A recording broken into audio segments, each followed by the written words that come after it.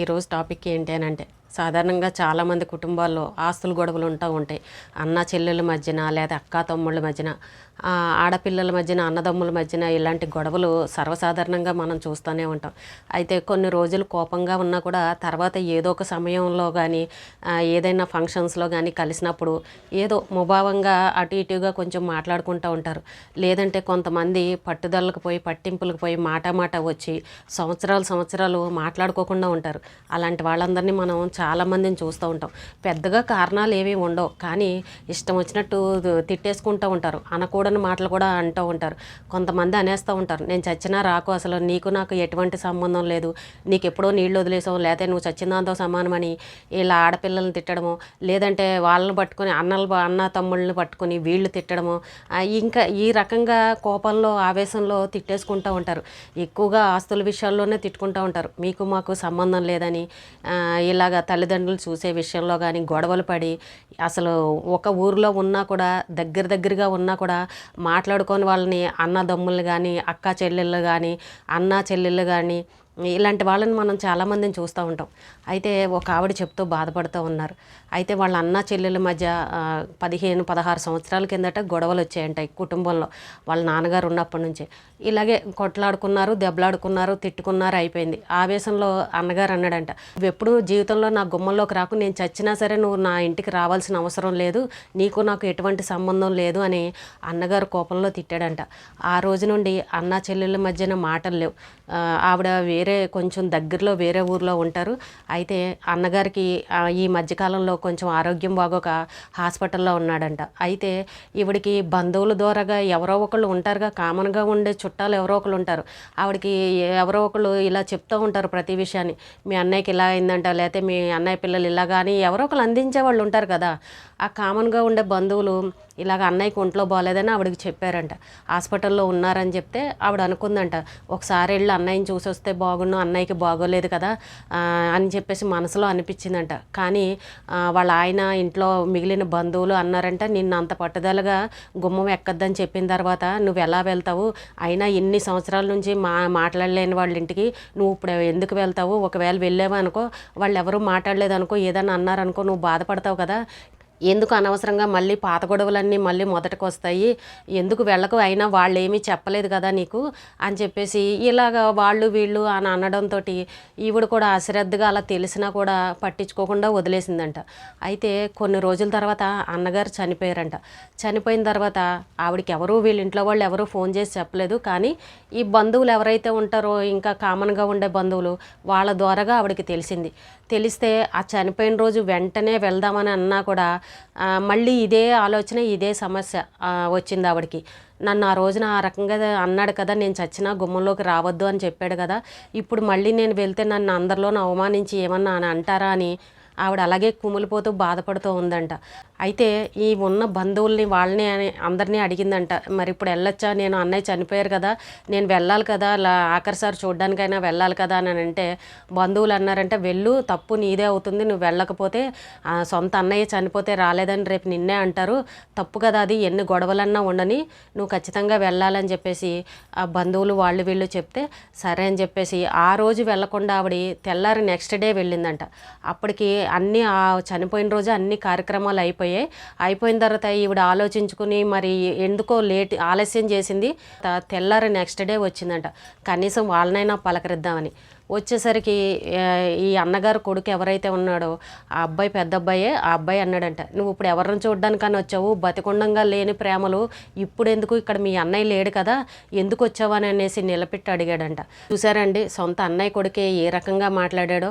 మరి ఈవిడ అసలు హాస్పిటల్లో ఉన్నప్పుడే వెళ్ళుండుంటే, ఒకవేళ వాళ్ళు ఏదైనా అన్నా కూడా పట్టించుకోకుండా ఉండుంటే తప్పు వాళ్ళ మీదే ఉండేది. కానీ ఇప్పుడు చనిపోయిన తర్వాత పోనీ వెంటనే వెళ్ళున్నా చివరి చూపు చూసుకుని వచ్చేది. కానీ అది కూడా చూడకుండా నెక్స్ట్ డే వెళ్ళడం వల్ల ఆవిడని నిలబెట్టి వాళ్ళ కొడుకు ఆ మాట మాట్లాడాడు. ఆవిడ ఇంకా ఏమీ మాట్లాడకుండా కాసేపు నిలబడి వెంటనే ఇంటికి తిరిగి వచ్చేసింది. ఎవరూ కూడా ఆవిడతో పలకరించడం కానీ మాట్లాడడం కానీ, ఈవిడ దగ్గరికి వెళ్ళి కూర్చున్నా కూడా వాళ్ళ వదిన కానీ ఇంకెవరూ కూడా బంధువులు కానీ ఎవరూ ఈవిడతో మాట్లాడలేదంట. అంటే ఇన్ని సంవత్సరాలు లేని ప్రేమలు ఇప్పుడు ఎక్కడి నుండి వచ్చాయనని వాళ్ళ అన్న కొడుకు అడిగాడంట. చూసారండి, ప్రతి ఇంట్లోని ఇలాంటి గొడవలు సమస్యలు ఉంటూ ఉంటాయి. పట్టుదలకు పోయి నోటుకొచ్చినట్టు ఇష్టం వచ్చినట్టు మాట్లాడేసుకొని సంవత్సరాలు దూరంగా ఉంటారు. ఎంతైనా రక్త సంబంధం తోడబుట్టిన వాళ్ళు అని అనగానే కొంచెం ప్రేమ ఉంటుంది, అభిమానాలు ఉంటే ఎంతైనా మనసులో ఉంటుంది ఎవరు ఎన్ని తిట్టుకున్నా కూడా. కానీ ఈవిడ చేసిన తప్పు ఏంటంటే 15-16 సంవత్సరాల వరకు మాట్లాడకుండా ఎప్పుడు కూడా వాళ్ళ ఇంటికి వెళ్లకుండా ఉండడం వల్ల ఒక్కసారి ఇంకా చనిపోయిన తర్వాత వెళ్ళేసరికి ఇలాంటి మాట పడాల్సి వచ్చింది. ఆయన హాస్పిటల్లో ఉన్నారని తెలిసినప్పుడు ఒక్కసారి వెళ్ళి చూసొచ్చుంటే బాగుండేది. ఎవరేమంటారు, బాగోలేదు కదా అన్నయ్య, చూడడానికి వచ్చాను, నిన్ను చూడాలని అనిపించింది అని ఉంటే ఎవరు కూడా తప్పు పట్టరు కదా. ఒకవేళ వాళ్ళు ఏదన్నా తిరిగి అన్నా కూడా అందరూ బంధువులందరూ వాళ్ళనే అంటారు, నిన్ను చూడడానికి వస్తే ఈ రకంగా మాట్లాడతావా, తప్పు నీదే అని వాళ్ళని అనేవారు. కానీ వాళ్ళు ఏదో అంటారన్న ఆలోచనతోటి ఈవిడ వెళ్ళడం మానేసి మొత్తం చనిపోయిన తర్వాత ఎవరో బంధువుల ద్వారాగా తెలిస్తే వెళ్ళింది. పోనీ ఆ వెళ్ళింది కూడా ఆ బాడీ ఉండగా వెళ్ళి మొహం చూడడానికి వెళ్ళుండుంటే కొంచెం ఏమైనా బంధువులు కూడా ఇదనేవారేమో, ఫోన్లే ప్రేమతో వచ్చిందిలే చివరి చూపు చూసుకుంది అని అనేవారేమో. కానీ ఆవిడకి తెలిసినా కూడా నెక్స్ట్ డే వెళ్ళేసరికి ఇంకా ఇలాంటి మాటలు మాట్లాడారు. ఏదైనానండి, కుటుంబంలో అందరికీ గొడవలు ఉంటాయి, కానీ సంవత్సరాలు మాట్లాడుకోకుండా ఉంటే మాత్రం చాలా బాధ అనిపిస్తుంది. తప్పులు చేసేసి గొడవలు పడుతున్నారా అంటే చూస్తే అక్కడ కారణాలు ఏమీ ఉండవు. ఎక్కువగా వచ్చేది ఈ ఆస్తుల గొడవల్లోనే వస్తూ ఉంటాయి. పంతాలకి పట్టింపులకి పోయి నోటుకు వచ్చినట్టు మాట్లాడుకుంటారు. ఆవిడ చెప్పే మాట ఏంటంటే, నేను చచ్చిపోయినా సరే నా గుమ్మంలోకి రావద్దు అన్నాడు మా అన్నయ్య అని. ఆ మాట ఒక్కటే పట్టుకుంటుంది. కానీ ఆవేశంలో అన్నారా, కోపంలో అన్నారా, పోన్లే అన్నది మా అన్నయ్యే కదా, ఎందుకు నేను పట్టించుకోవాలని ఆవిడ ఒక్కసారి ఆలోచించి ఆ గుమ్మంలోకి వెళ్ళుండుంటే ఈ రోజున ఆ మాట పడేది కాదు. అలాగే వాళ్ళ అన్నయ్య చివరి చూపు కూడా చూసుకుని ఉండేది. ఎవరైనా సరే ప్రతి ఇంట్లోనూ గొడవలు ఉంటాయండి, కానీ ఇలాంటి మాటలు మాత్రం ఎవరూ మాట్లాడద్దు. నేను చచ్చినా రావద్దు గుమ్మంలోకి, నేను చచ్చాను అనుకో నీకు నాకు ఏం సంబంధం లేదు అని ఇలాంటి మాటలు కూడా కొంతమంది కోపంలో అనేస్తూ ఉంటారు. ఎవరూ అలా అనుకోకండి. ఎంతైనా రక్త సంబంధం, ప్రేమలు ఉంటాయి, అభిమానాలు ఉంటాయి. బయట వాళ్ళని తీసేసినట్టు ఇంట్లో సొంత వాళ్ళని తీసేయలేం కదా. కాబట్టి చిన్న గొడవలు ఉంటే కలిసిమెలిసి ఉండండి. పోన్లే అంటే అన్నారులేని ఎవరో ఒకరు ఒక మెట్టు దిగి కలవడానికి ప్రయత్నం చేయండి. అలాగే ఎవరికన్నా ఒంట్లో బాగోలేదని కానీ ఏదైనా ఇబ్బందులో ఉన్నారు అని తెలిస్తే కనుక ఒక్కసారి వెళ్ళి పలకరించరండి. ఒకవేళ వాళ్ళు ఏదైనా అంటే వాళ్ళదే తప్పు అంటారు, కానీ మిమ్మల్ని అయితే తప్పు అంటారు కదా. అభిమానంతో వచ్చింది, ప్రేమతో చూడడానికి వస్తే నువ్వు నీ గుమ్మంలోకి వస్తే ఇలాగ అన్నావా అని వాళ్ళనే అంటారు, కానీ మిమ్మల్ని అయితే అన్నారు కదా. ఒక మెట్టు దిగడం వల్ల మనమేదో తప్పు చేసినట్టు కాదు, మనమేదో వాళ్ళ కాళ్ళు పట్టుకున్నట్టు కాదు. ఎందుకంటే రక్త సంబంధం కాబట్టి, సొంత వాళ్ళు కాబట్టి, తోడబుట్టిన వాళ్ళు కాబట్టి ప్రేమలు అనేవి ఖచ్చితంగా ఉంటాయి. పంతాలకి పట్టింపులకి పోయి మొత్తం మనిషి పోయిన తర్వాత వెళ్ళి మాత్రం ఏం ప్రయోజనం ఉంటుంది చెప్పండి. వాళ్ళు ఏదో ఒక మాట అనడం, మళ్ళీ తిరిగి మీరు వచ్చి బాధపడడం, ఇవే తప్ప ఇంకేముంటాయి. కాబట్టి ఎవరైనా సరే కుటుంబాల్లో గొడవలు ఉన్న వాళ్ళు కొంచెం ఒక్కసారి ఆలోచించండి. మనకెందుకులే అని వదిలేయొద్దు. సొంత వాళ్ళు ఎప్పటికైనా సొంత వాళ్ళే, బయట వాళ్ళే. అది గుర్తుపెట్టుకోండి. ఎన్ని గొడవలున్నా కూడా బాగోలేదు అని అనగానే చూడ్డానికి వెళ్ళండి. అంతా అయిపోయిన తర్వాత వెళ్ళి మాత్రం ఏం ప్రయోజనం చెప్పండి. వాళ్ళు ఒకటే మాట, బతికుండంగా లేని ప్రేమలు ఇప్పుడు ఎందుకు చనిపోయిన తర్వాత వచ్చి ఎవరిని చూడడానికి వచ్చావు అని అన్నగారు కొడుకు అడిగాడు. మరి అందులో కూడా కరెక్టే అనిపించింది. బతికుండంగా చాలామంది చూడండి, బ్రతికుండంగా అస్సలు పట్టించుకోరు, బాగోలేదని చెప్పినా కూడా గుమ్మంలోకి వచ్చి చూడరు. కానీ చనిపోయిన తర్వాత మాత్రం డ్రామాలు ఆడేస్తూ ఉంటారు. ఓ కింద పడి దొల్లేసి మరీ ఏడ్చేస్తూ ఉంటారు. ఇలాంటి వాళ్ళని కూడా నేను చాలామందిని చూశాను. బతికుండగానే వచ్చి ఒకసారి పలకరించండి, ప్రేమగా మాట్లాడి వెళ్ళండి, అది అసలైన బంధం అంటే. కానీ చనిపోయిన తర్వాత వచ్చి ఎందుకు ఇలా మాటలు పడ్డం చెప్పండి.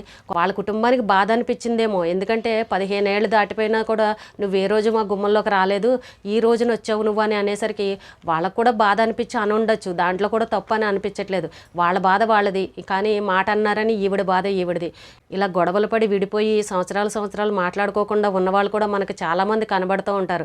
కాబట్టి అంతా అయిపోయిన తర్వాత వెళ్ళి మనం బాధపడడం కాకుండా బతికుండగానే వెళ్ళి వాళ్ళతో ప్రేమగా మాట్లాడండి. ఒక మాట పోని అంటే అన్నారులే, నాకంటే పెద్దవాళ్ళే కదా అంటే అన్నారని అనుకుని పట్టించుకోకుండా వెళ్ళండి. మన వాళ్ళని అనుకుని వెళ్తే ఒక మాట అంటే నష్టమేం వచ్చింది చెప్పండి. అన్నయ్యే కదా, తండ్రితో సమానం కదా, నాన్న లాంటి వాడే కదా, పోన్లే అంటే అన్నాడని ఆవిడ ఆ రోజే బాగోలేదని చెప్పినప్పుడు ఇంటికి వెళ్ళి పలకరించి చూసి వచ్చి ఉండుంటే ఈ రోజున ఈ మాట పడేది కాదేమో. నాకైతే అలాగనే అనిపించింది. ఆవిడ బాధపడుతూ చెప్తుంటే కొంచెం బాధగా కూడా అనిపించింది. ఎవరైనా సరే కుటుంబాల్లో గొడవలుంటే ఒక మెట్టు దిగండి. ప్రేమలు ఆప్యాయతలు ఏమన్నా కూడా బతికున్నప్పుడు కూడా చూపించండి. చనిపోయిన తర్వాత వెళ్ళి మాత్రం ఏమీ ప్రయోజనాలు ఉండవు. ఈ రోజుకి ఇదేనండి. రేపు మళ్ళీ ఒక మంచి విషయంతో మళ్ళీ కలుద్దాం.